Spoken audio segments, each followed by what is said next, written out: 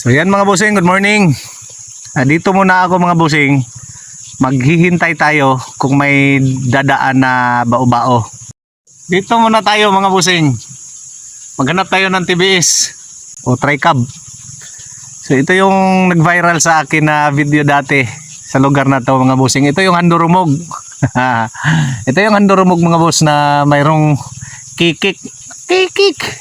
Mayroong kikik dyan na nakakatakot mga boss. Umabot yun ng million views.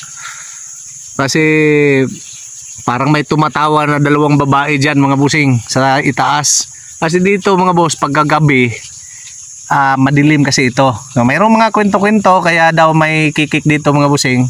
Magkwento muna tayo habang wala pang bao-bao o tricab. Mayroon daw paslang dito dati sa kapanahunan. Ngayon siguro hindi ko alam kung bakit. Yan mga motor naman to, hindi to tricab. Mag-aantay tayo ng tricab mga boss.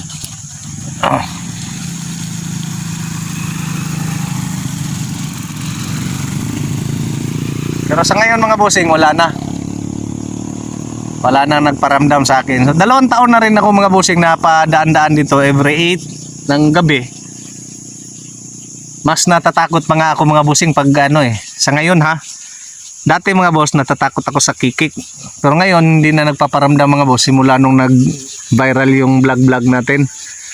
Ngayon hindi na siya nagpaparamdam. Mga 3 beses lang naman ako inano dyan. Tapos yung sabi ko yung pusa na malaki na inambahan ako dyan. Muntik na ako makalmot. Ngayon hindi na. So ngayon ang kinakatakot ko dito mga busing ay yung naman, banako naman. So yan Kasi may hindi dito, doon sa dito mayroon kaming nakita na banakon diyan. Pero nung nakaraang linggo, hindi pa pala isang linggo. Siguro mga 5 days. Inambahan kami ng banakon doon, or king cobra doon sa may simbahan ng Fatima. Doon sa may dulo mga busing. Inambahan kami ng banakon. Bigla lang kaming sinunggaban mga busing. Akala ko naman kasi kahoy. Iba pala yung banakon mga boss, hindi tulad ng ibang ahas. Nakatayo pala siya mga busing. Akala ko kahoy lang na sanga na nandyan sa gitna. So pagdaan namin ni partner, inambahan kami. So wala pa rin Bajaj RE or TVS. So makikita natin dito mga boss, TVS talaga at saka Bajaj RE. Kung may Bajaj RE dito mga bossing, mga 2 lang yata sa nakikita ko So antay pa tayo ng konti. So ayan mga boss, wala tayong nakitang Bajaj RE. So baka masalubong natin mga bossing. Ito kaya nagpupundo itong tubig na to, mga lupa na to mga boss. Kasi parado.